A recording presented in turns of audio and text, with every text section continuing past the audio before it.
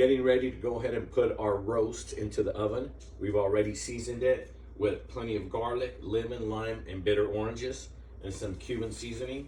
So now we're about to put it in the oven for about 4 or 5 hours so that it comes out nice and crisp. We'll show you a picture afterwards. What'd you say? I said this cooking stuff. Oh, yeah. What's this? This is the leg of pork. There's a, much nicer name for that in Spanish, I'm quite sure. Mm-hmm. But pierna del puerco or something like that. Somebody can correct me. I'm just, taking Jorge's direction on how to make this amazing hunk of meat. I actually might need you to lift the other side of this. You might, yeah. Let's see. Okay, stop. Oh! Yeah.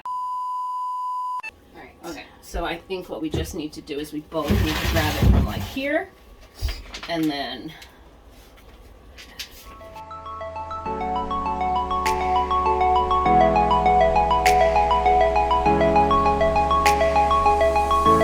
So you should probably pat it dry before you season it, because otherwise you just wipe all the seasoning off. Right? We're learning. Yeah. It's like a work in progress over here. One eternity later. Look at that juice. So I need to baste it because that's what I should Jorge have said. basted it. Yeah, I you should have basted it. I think you're supposed to baste it like every 30 minutes instead of like once after you shut the oven off and you're wanting it to cool down so you can eat some. But these onions are gorgeous. This pork is beautiful. Oh my goodness, right?